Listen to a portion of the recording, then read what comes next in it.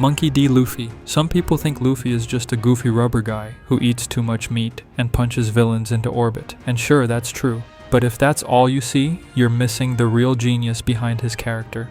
Because Luffy isn't just funny or strong, he's one of the most brilliantly written leads in anime history, and personally my #1 favorite character of all time.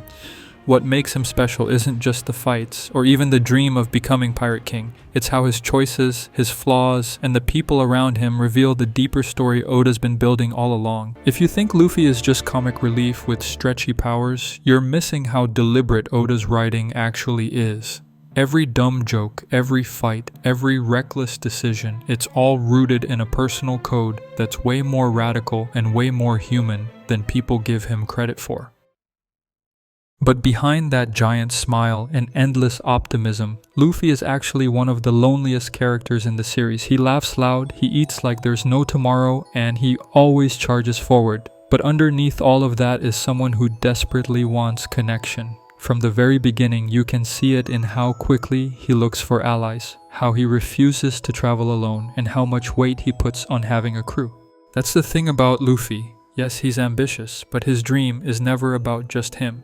Becoming Pirate King isn't about gold or power, it's about being free enough to protect the people he cares about. Every step of his journey is shaped by that need for companionship, and it's not the shallow kind of friendship where you just hang out. It's the type where he wants to shoulder people's burdens, even if it breaks him. And that's why Luffy shines the most when he's around others. His character isn't built to exist in isolation. He's designed to draw out the best and worst in the people around him. In fact, that's one of Oda's smartest writing choices. Luffy doesn't just stand out because of who he is, but because of how he changes the people he meets.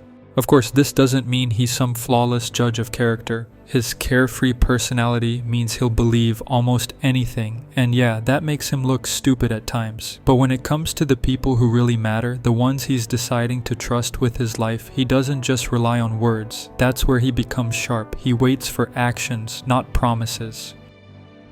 Think back to Zoro's introduction. Kobe warns Luffy about how dangerous Zoro supposedly is, painting him like some kind of monster. Luffy doesn't care. He ignores the gossip, ignores the warnings, and waits to see Zoro's actions for himself. And the moment Zoro proves his real nature, Luffy makes his decision. That's why his crew feels so authentic.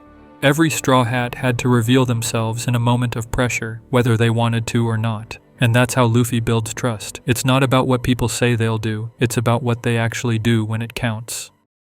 And when Nami's turn came, Oda gave us one of the most unforgettable arcs in shonen. On the surface, Nami looked like a traitor, playing both sides, deceiving her own village, tricking the Straw Hats. Almost everyone saw her as an enemy, but Luffy refused to write her off. He didn't care what her sister told him. He didn't care what Nami told him to his face. He was just waiting for the truth to show itself. And then it did. That moment when Nami stabs her own shoulder, trying to carve away Arlong's mark. That's Luffy's answer. Actions speak louder than words, and Nami's actions screamed louder than anything she could have said. What followed was one of the most iconic breakdowns in anime history. Nami pushed Luffy away, lashed out, threw up every defense mechanism she had left, until finally she collapsed, begged for help, and let him in. And without hesitation, he gave her the simplest, most powerful response. He put his hat on her head and stepped forward to fight for her. That's the beauty of Luffy's character. He doesn't need an explanation, he doesn't need the full story, he just needs to see who you really are. And once he does, he'll fight for you with everything he has. But trust, once built, can also break, and nowhere is that clearer than in Water 7. The fight between Luffy and Usopp is still one of the most heartbreaking moments in the entire series, not because of the punches, but because of what it meant. Up to this point, Luffy's role was clear. He's the captain who always pushes forward, the one who carries the crew through impossible odds. But when the going merry, the ship that meant everything to Usopp, was declared beyond saving, the cracks finally showed. Usopp lashed out, not just at the decision, but at Luffy himself, and suddenly, Luffy was thrown into a type of conflict he had no idea how to handle. Emotional conflict with his own family. This wasn't about defeating a villain, it was about Usopp feeling weak, useless, and left behind, and Luffy for once couldn't just laugh it off or punch through it. To stay true to being captain, he had to make the most painful choice of his life, standing against his own crew. But here's the genius of Oda's writing. That moment doesn't just define Luffy, it also defines the other crew members, with Zoro being one of the main highlights. When the dust settles, it's Zoro who steps in as vice captain, making it clear that the crew can't afford to follow a captain who bends on discipline, even for someone he truly cares about. Luffy's strength isn't that he overshadows his crew, it's that he gives them the space to matter. And that balance between Luffy's emotional chaos and Zoro's unshakable resolve is what makes the Straw Hats feel like a real family, not just a team carried by their captain. And just when you think he's found his rhythm again, Sabaody tears everything apart. One by one, his crew is ripped away, and for the first time Luffy is powerless. Watching him collapse to his knees, screaming in despair, was brutal, not because we doubted his strength, but because we saw what he really is without his Nakama, broken.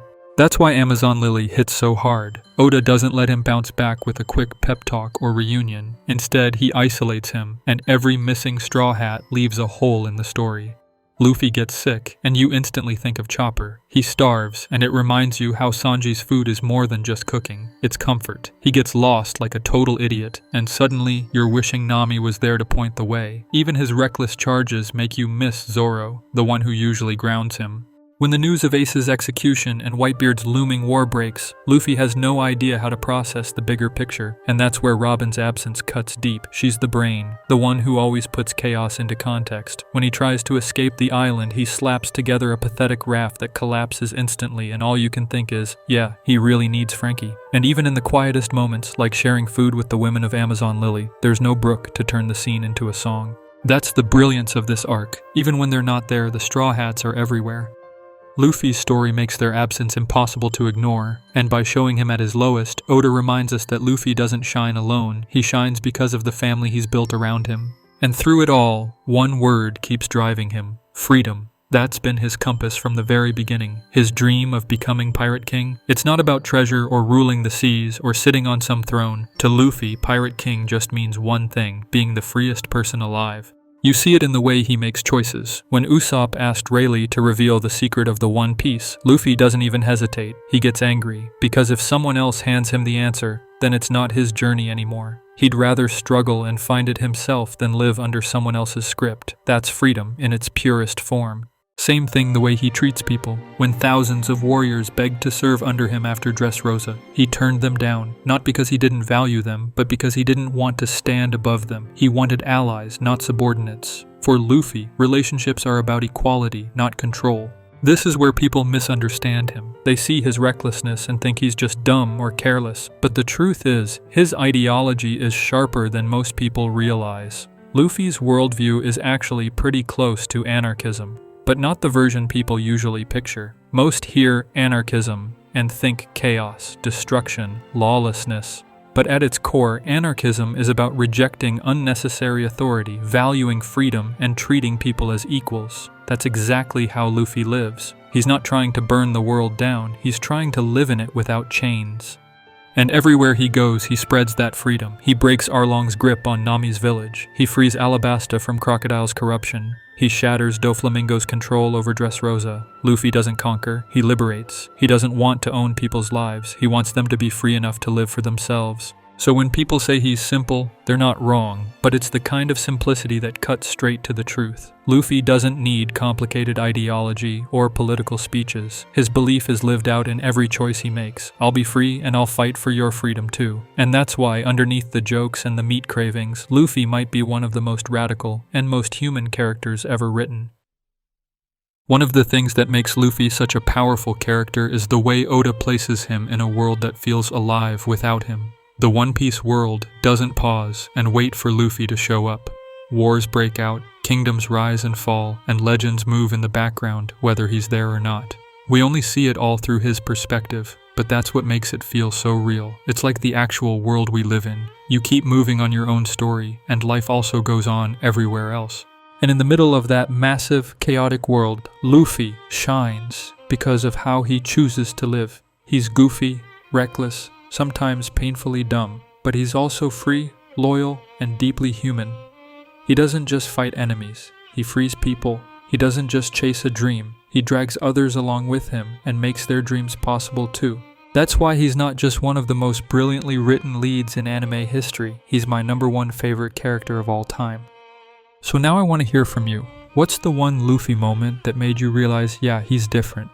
He is him. Drop it in the comments, because I want to know which scene hit you the hardest. And if you enjoyed this deep dive, give the video a like, hit subscribe, and ring the bell so you don't miss the next one. Thanks for sticking with me to the end. Seriously.